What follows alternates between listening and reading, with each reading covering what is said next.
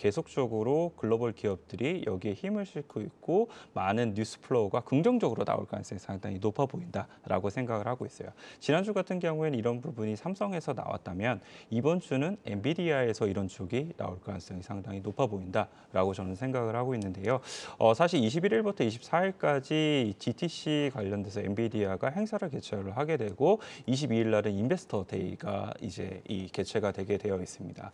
뭐 관련돼서 이제 엔비디아 같은 경우에는 이 옴니버스 관련된 부분을 계속적으로 이야기를 하게 될 거고 관련된 사업 관련된 부분을 더욱더 많은 부분 기회를 어떻게 가져가게 될 것인가 이런 부분까지도 자세하게 얘기를 하게 될 텐데 그 관련된 이 메타버스 관련된 긍정적인 소식이 뭐 관련돼서 수급이라든지 이런 쪽으로 충분히 더욱더 이어질 수 있다라고 저는 생각을 하고 있고요. 이런 부분에 있어서 일단은 이슈성으로 봤을 때 메타버스가 이번 주에 충분히 더욱더 화제가 될 수 있다라고 생각을 하고 있습니다. 이 두 번째는 사실상 이제 메타버스를 생각을 할 때 하나의 축은 컨텐츠를 누가 잘 만드느냐가 될 수가 있을 것 같고 또 하나의 컨텐츠 또 하나는 이제 장비를 과연 어느 정도나 잘 구현을 할 수 있을 것인가. 이것이 두 가지의 이 좋은 두 축이 될 것으로 예상이 되고 있는데 뭐 컨텐츠 같은 경우에는 아까 말씀드린 것처럼 게임이라든지 이런 쪽에서 충분히 잘 이제 만들어질 걸로 예상을 하고 있고요. 대신 장비 쪽을 보게 되면은 이 XR 기기 관련돼서 계속적으로 이야기가 많이 나오고 있습니다. 이 삼성도 뭐 관련돼서 AR 글래스를 출시를 우리가 하겠다.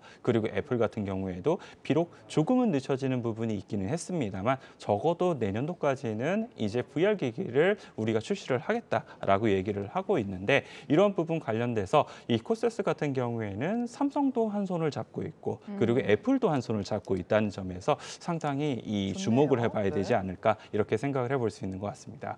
먼저 삼성 같은 경우에는 반도체 원래 장비 업체인데 그 장비 시절 때부터 계속적으로 삼성과의 거래를 이제 해왔던 부분이 있었습니다. 그렇기 때문에 이번 이제 이 웨어러블 관련돼서도 이 삼성이 무언가 사업 부분을 더욱더 진행을 하게 될 때 이 코세스가 벤더로서 들어갈 가능성이 상당히 높아 보인다라고 말씀을 드릴 수가 있을 것 같고요.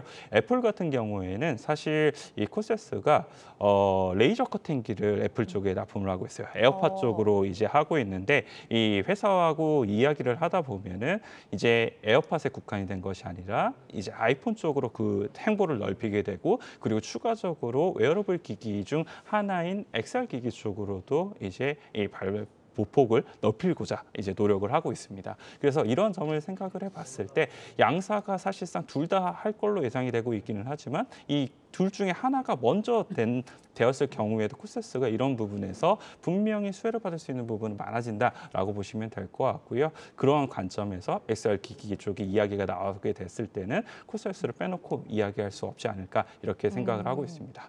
그리고 실적적인 측면을 놓고 본다 하더라도 작년도 실적이 사상 최대치를 이제 갱신을 했던 부분이 있었거든요. 그리고 올해 같은 경우에도 작년도보다도 더욱더 많은 부분 좋아질 걸로 예상이 되고 있는 만큼 실적에 대한 부분도 어느 정도 겸비를 하고 있다라고 보시면 될 것 같고요.